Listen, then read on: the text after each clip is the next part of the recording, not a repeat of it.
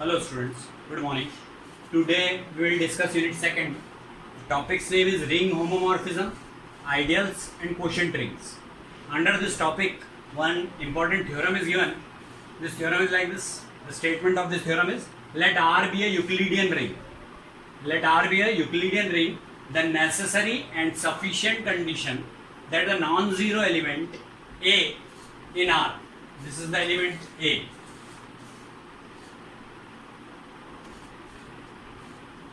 in R is a unit, is that D of A is equal to D of 1, which we have to prove. So, in proof,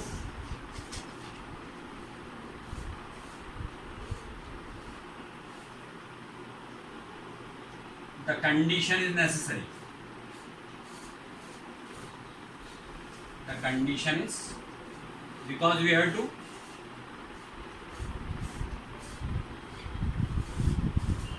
prove for necessary condition and for sufficient condition both. So the condition is necessary. In this we have to mention, suppose A is a unit in R. Suppose A is a unit in R, means we have considered what? A is a unit in R. Unit means this one. A is a unit in R. We have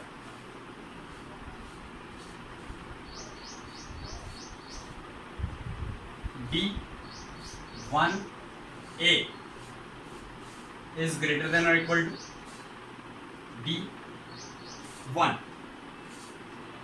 This we have to mention. D1A is greater than or equal to D1. So 1 into any element is that element only. So dA is greater than or equal to D of 1. This we concluded. And here it is, here we have to write by definition of Euclidean ring.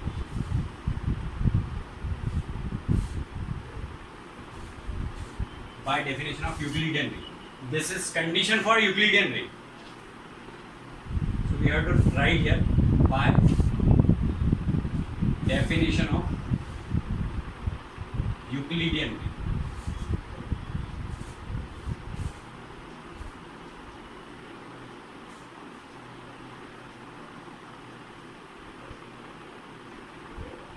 And we have to assign it first equation.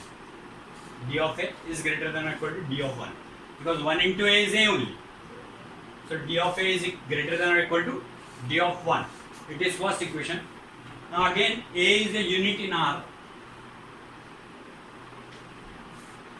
Again, A is a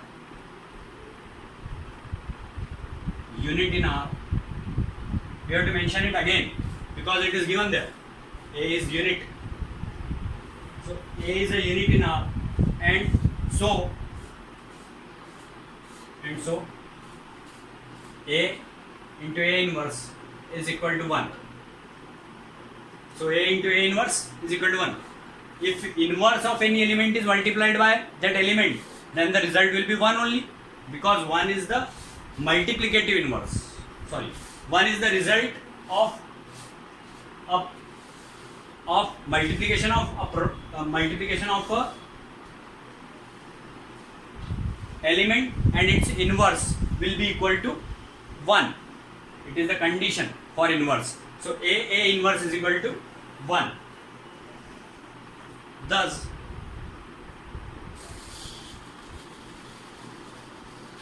we may assign now D of A inverse. D of A inverse is equal to D of 1. Why is it so? Because A inverse is equal to 1. So D of A inverse is equal to D of 1. Here also we have to assign it second equation, because these equations are needed now. Again, by the definition of Euclidean ring, we have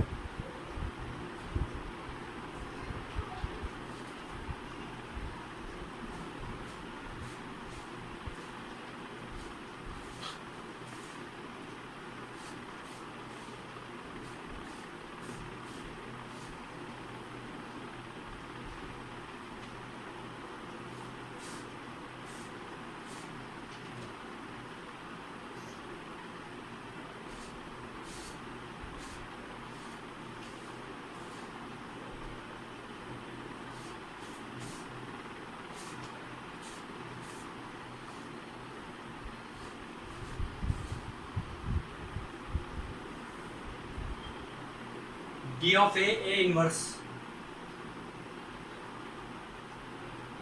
is greater than or equal to D of 1. D of A inverse is greater than or equal to D of A, D of A. Or we may write D of 1, because A inverse is equal to 1. A inverse is equal to 1. So D of 1 is greater than or equal to D of A. By second.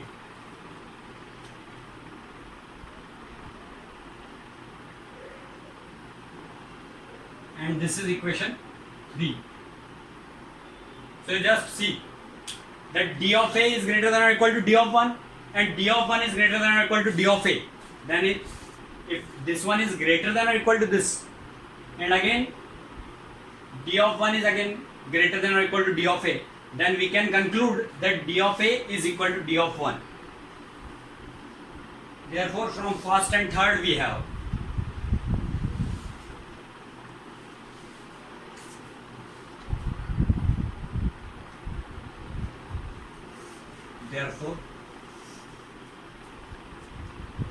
from first and third we have, see, first D of A is greater than or equal to D of 1 and D of 1 is greater than or equal to D of A. So we can say that this is equal to this. D of A is equal to D of 1 or D of 1 is equal to D of A.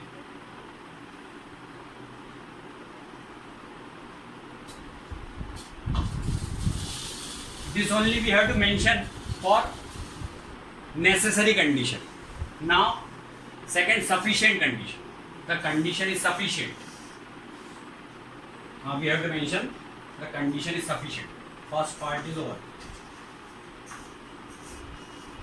The condition is sufficient.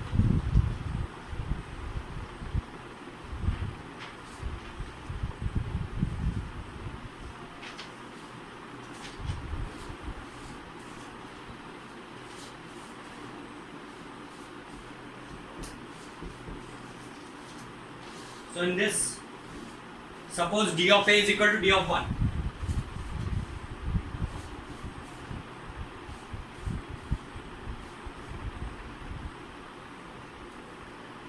What we have considered here? There we have considered that A is a unit. A is a unit in R. Here we have considered, suppose D of A is equal to D of 1. Means that part which is proved already. That we are taking as a consideration. So that's why we are writing, suppose D of A is equal to D of 1.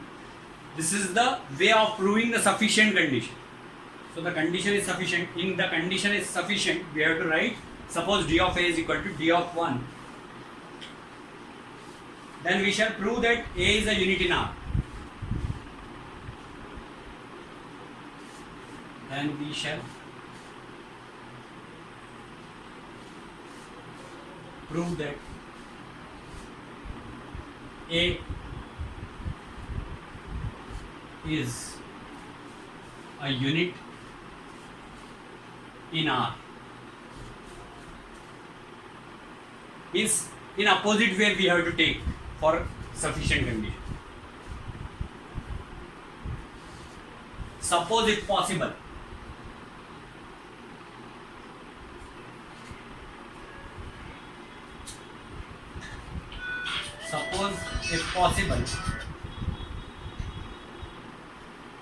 zero is not equal to A is element of R. Means we can say that A is non-zero. So 0 is not equal to A is element of R. We have to write is not a unit in R.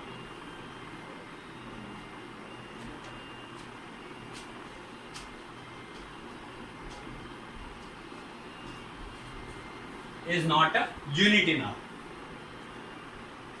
Then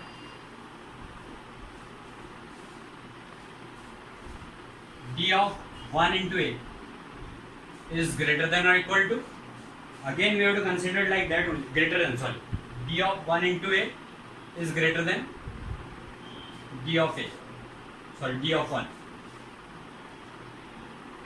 D of 1 into a is greater than d of 1 because it is not non-zero and a is not a unit in R. Then d of 1 into a is greater than d of 1. Or we can say, because d into 1, d of 1 into a, that is d of a only. So d of a is greater than d of 1. D of a is greater than d of 1, which is a contradiction because we have already considered that d of a is equal to d of 1. So how is it possible that d of a is greater than d of 1? So we have to mention here which is contradiction.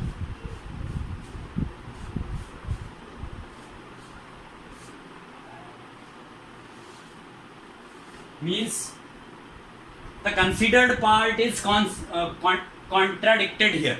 The considered part is contradicted here. So here we have to mention which is a contradiction. Therefore, a must be